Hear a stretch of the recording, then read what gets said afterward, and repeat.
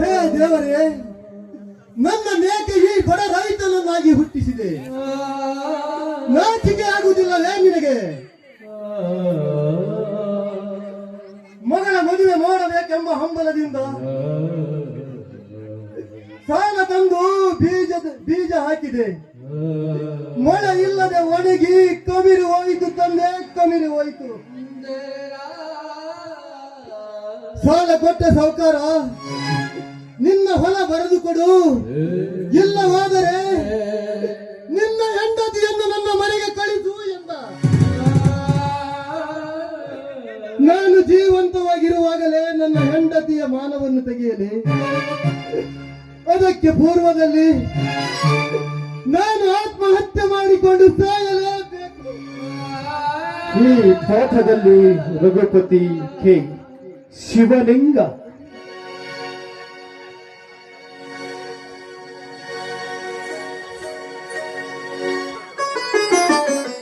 ತಂದೆ ಭೂತೇಶ್ವರ, ಕರ್ಮ ತುಂಬಿದ ಕಲಿಯುಗದಲ್ಲಿ ನಮ್ಮಂತ ಬಡವರಿಗೆ ಕಷ್ಟಗಳನ್ನು ಕೊಟ್ಟು ದಯಾ ತಾಕ್ಷಣೆಯನ್ನು ತುಂಬಿ ರೈತರ ಪಾಡಿನ ನೌಕೆಯನ್ನು ಸಾಗರದಲ್ಲಿ ತೇಲಿಬಿಟ್ಟು ಇತ್ತ ಮುಳುಗಿಸದೆ ಅತ್ತ ದಡ ಸೇರಿಸದೆ ಕಷ್ಟಗಳ ಮಾರ್ಗರಿಗೆ ಅರೆಗಳಿಗೆ ಸಿಲುಕಿಸಿ ಈ ಅನ್ನದಾತರನ್ನು ಕಣ್ಣೀರಿನ ಕೈ ತೊಳೆಯುತ್ತೆ ಮಾಡಿದೆಯ ತಂದೆ, ಕಣ್ಣೀರಿನ ಕೈ ತೊಳೆಯುತ್ತೆ ಮಾಡಿದೆ. ಈ ಪಾಠದಲ್ಲಿ ರವಿ ಜಿ, ಇನ್ಸ್ಪೆಕ್ಟರ್ ಜಗದೀಶ್.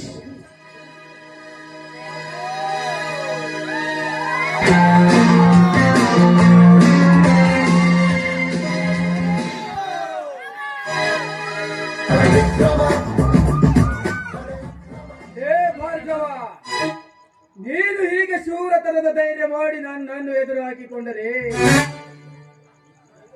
ನನ್ನ ಗರ್ವದ ಸೊಕ್ಕನ್ನು ನನ್ನ ಕಾನೂನಿನ ಬಾಣದೊಳಗೆ ಪಳಗಿಸಿ ಸರ್ಪದ ಕ್ರಾಂತಿಯನ್ನು ಕತ್ತಲ ಕೋಣೆಗೆ ಹೊತ್ತೊಯ್ಯಲು ಸದಾ ಸಿದ್ಧ.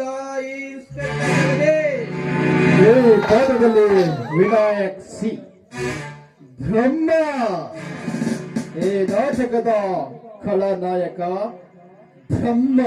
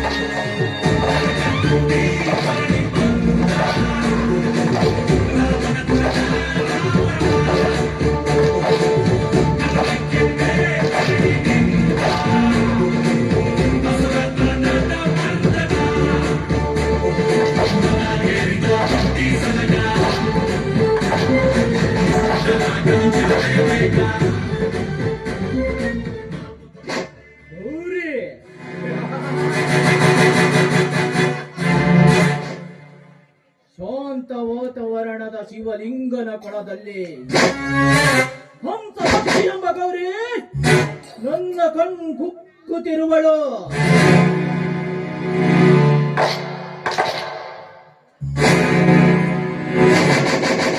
ಗೌರಿ, ಒಂದು ನೀ ಮಾಡಿದ ಮೌನದ ಸೇಡಿಗಾಗಿ ಗಾಯ ಕಂಡಗಡ ಸರ್ಪದಂತೆ ಕಚ್ಚಿ ಕಚ್ಚಿ ತಿನ್ನಬೇಕೆನ್ನುವ ಹುಚ್ಚು ಮನಸ್ಸು ನನ್ನ ಹೃದಯದ ಕಿಚ್ಚಿನಲ್ಲಿ ಬಡಿದೆಬ್ಬಿಸಿ ಬೆಚ್ಚಿ ತಿನ್ನುವಂತೆ ಮಾಡಿದೆ. ಸಮಯ ಸಾಧಿಸಿ ನಿಂದ ಶೀಲವನ್ನು ಕುಕ್ಕಿ ತಿನ್ನದಿದ್ದರೆ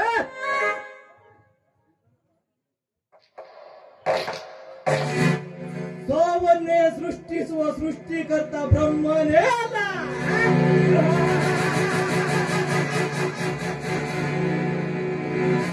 ಈ ಬ್ರಹ್ಮ ಕಣ್ಣಿಟ್ಟರೆ ಕಾಮುಕ, ಬಟ್ ತಲ ಕೆಟ್ಟರೆ ಪ್ರಳಯಾಂತಕ. ಈ ಪಾಠದಲ್ಲಿ ವಾಸು ಎ ತಲಾಟಿ.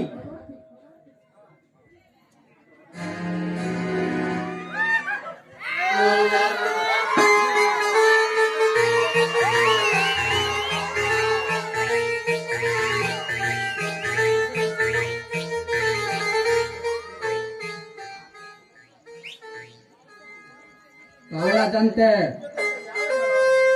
ಕಾಣದಂತೆ ಕಾಣದಂತೆ ಕಾಣದಂತೆ ನನ್ನ ಹೆಂಡತಿ ಕೈಲಾಸ ಕಾಣದಂತೆ ಮಾಯವಾದಳು. ನನ್ನ ಹೆಂಡತಿ ಕೈಲಾಸ ಕೊಡೋದನ್ನು ಕೊಟ್ಟು ಬಿಡೋದನ್ನು ಬಿಟ್ಟು ಕೋಳಿ ಮಗಳ ಹಡೆದು ಸತ್ತಳು. ಕೋಳಿ ಮಗಳ ಹಡೆದು ಸತ್ತಳು. ಹೆಣ್ಣು ಮಕ್ಕಳು ಮಾತ್ರ ಹುಟ್ಟಬಾರ್ದು. ಯಾಕಂದ್ರೆ ಮಾಮ ನಿನ್ ಮಗಳು ನಂಗೆ ಕೊಟ್ರಿ, ಮಾಮ ನಿನ್ ಮಗಳು ನಂಗೆ ಕೊಟ್ರಿ ಅಂತ ಗಂಟು ಬೀಳ್ತಾರೆ. ಅದ್ರಾಗ ಇಬ್ರು ಒಳ್ಳೇದಿರೋದ್ರ ಅದ್ರಾಗ ಒಬ್ಬಂದು ಗೊಬ್ಬರದ ಅಂಗಡಿ ಐತಿ, ಇನ್ನೊಬ್ಬಂದು ದನ ಕಾಯೋ ಯುದ್ಧ ಐತಿ.